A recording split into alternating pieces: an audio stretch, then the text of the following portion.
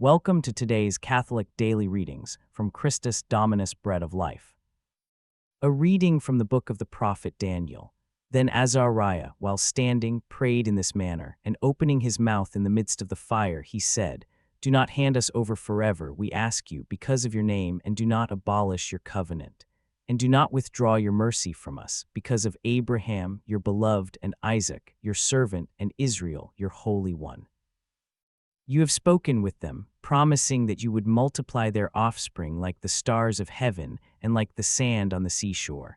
For we, O Lord, are diminished more than all other peoples, and we are brought low throughout all the earth this day because of our sins.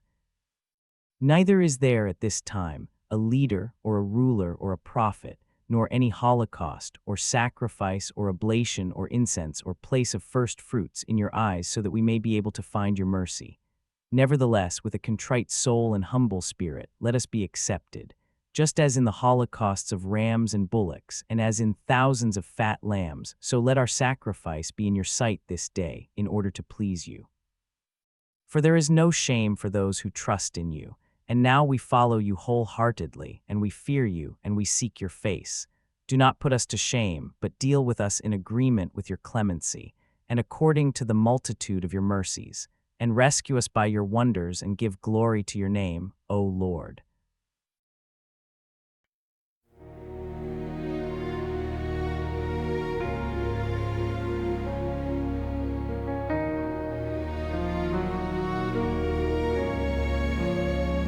Your ways, O Lord, reveal to me the paths my wandering heart cannot see. Through shadows where my pride has grown, still your mercy calls me home.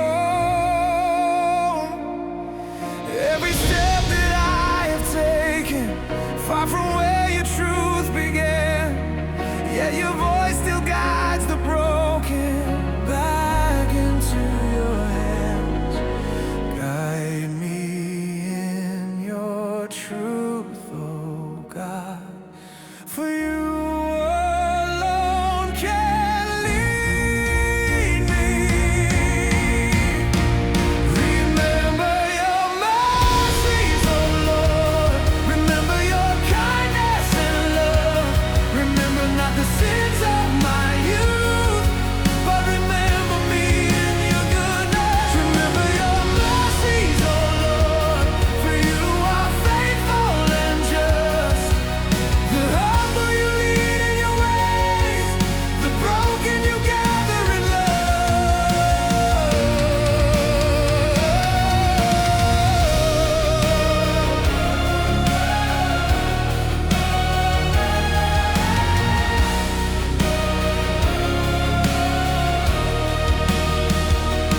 There are debts I cannot measure, years of grace I cannot repay. Still your mercy breaks the ledger and washes guilt away. Teach my heart to live forgiven, teach my hands to show the same. For the mercy I have been given must become my way. Good and upright is the Lord. He shows the sinner the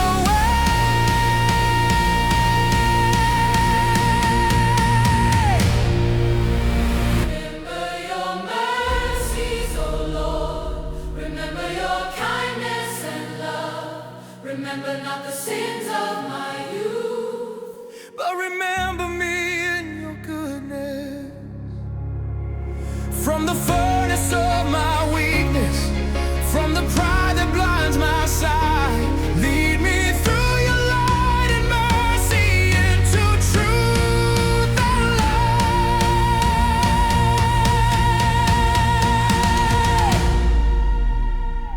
Remember your mercies, oh Lord.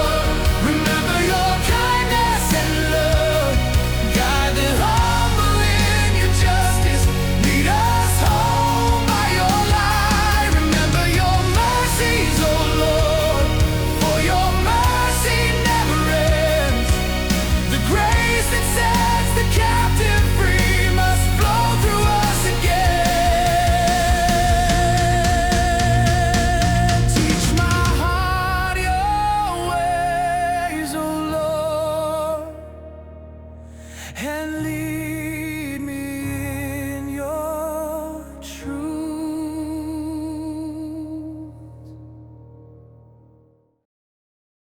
A reading from the Holy Gospel according to Matthew. Then Peter, drawing near to Jesus, said, Lord, how many times shall my brother sin against me and I forgive him? Even 7 times. Jesus said to him, I do not say to you, even 7 times, but even 70 times 7 times. Therefore the kingdom of heaven is compared to a man who was king, who wanted to take account of his servants. And when he had begun taking account, one was brought to him who owed him 10,000 talents.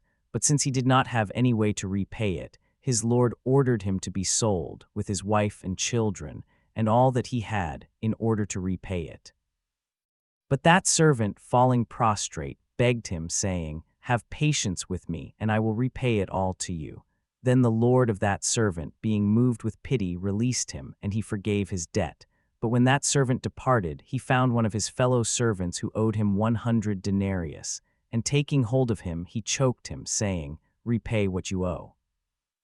And his fellow servant, falling prostrate, petitioned him, saying, Have patience with me, and I will repay it all to you.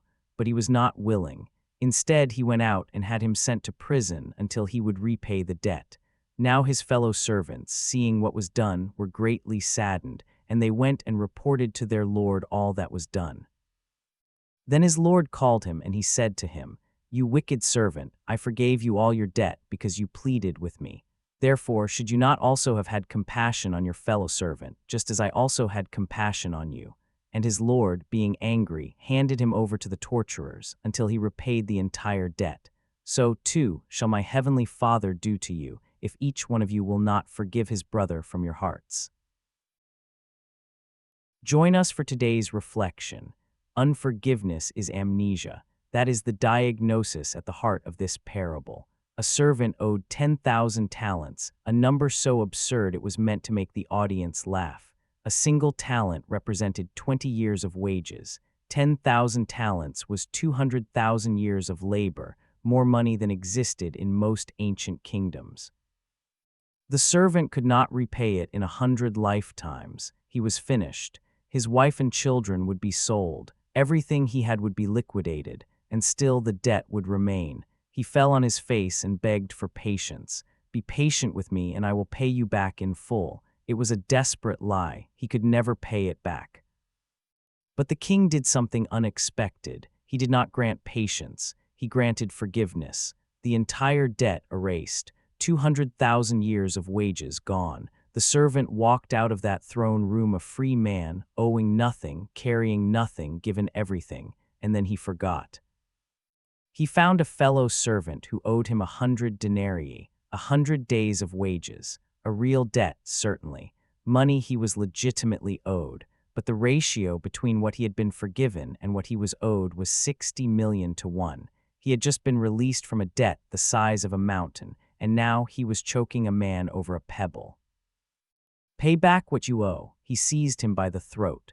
The fellow servant fell down and spoke the exact same words. Be patient with me and I will pay you back. Same posture, same desperation, same plea. But where the king had shown compassion, this servant showed none. He had him thrown into prison.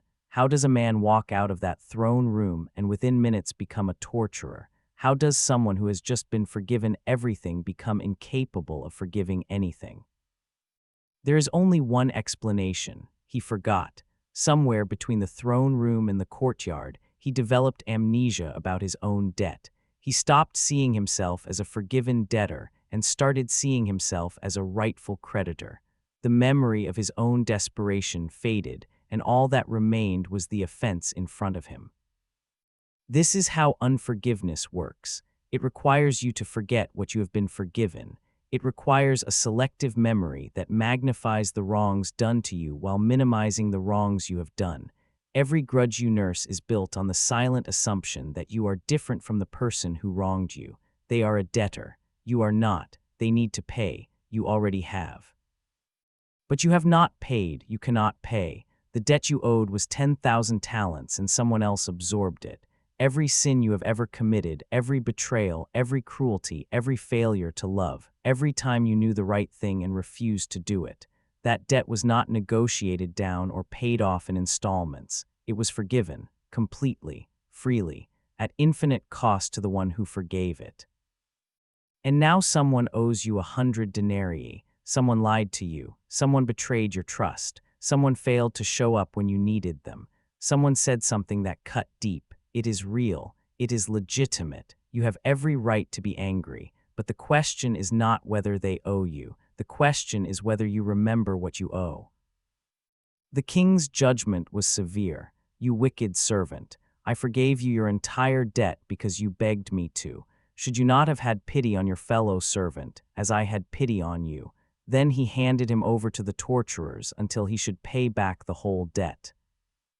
This is not God being cruel. This is God showing us what unforgiveness actually does. It hands us over to torturers. Bitterness is a prison we build for ourselves. Resentment is a poison we drink hoping the other person will die. The servant who refused to forgive ended up in exactly the place he had put his fellow servant. That is not coincidence. That is consequence. Unforgiveness always imprisons the one who refuses to release. Azariah prayed from inside the fiery furnace. He and his companions had been thrown into the flames for refusing to worship a golden statue. They had no leverage, no bargaining position, no merit to appeal to. We have in our day no prince, prophet, or leader, no burnt offering, sacrifice, oblation, or incense, no place to offer first fruits to find favor with you. Everything had been stripped away. All they had left was an appeal to mercy. Do not let us be put to shame, but deal with us in your kindness and great mercy. That is the posture of someone who remembers their debt, not negotiating terms, not presenting credentials, not reminding God of their service or their sacrifices, just mercy, only mercy, kindness and great mercy. The psalm pleads the same way. Remember your mercies, O Lord, and your faithful love. Remember not the sins of my youth. Remember your mercy. Forget my sins. That is backward from how we usually operate. We remember our grievances and forget our guilt. We catalog the offenses done to us and develop amnesia about the offenses we have committed. The psalm inverts it. God, remember your mercy. Forget my sin, and let me do the same for others. Peter thought he was being generous when he offered to forgive 7 times. The rabbis taught that 3 times was sufficient. Peter more than doubled it. Surely this was impressive. Surely this would earn commendation. But the question itself revealed the problem. Peter was still counting. He was still keeping a ledger. He wanted to know when he could stop forgiving and start collecting. He wanted a number he could reach so he could say, I did my part. Now I am free to hold this against you. 70 times 7 is not a number to count toward. It is a number so large that counting becomes absurd. By the time you reach 490, you will have lost track anyway. That is the point. Stop counting. Throw away the ledger. The books have already been balanced and not in your favor. You are in no position to demand payment from anyone. Who owes you 100 denarii right now? Whose name comes to mind when you think of unpaid debts? That person is your fellow servant and you are gripping their throat. The question is whether you will remember the throne room, whether you will remember falling on your face before a debt you could never pay, whether you will remember the moment the king said, it is forgiven, all of it, go.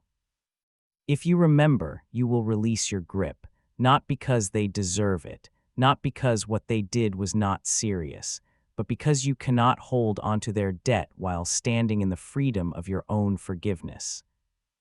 The two are incompatible. You either live as a forgiven debtor who extends mercy, or you live as a self-righteous creditor who ends up handed over to torturers.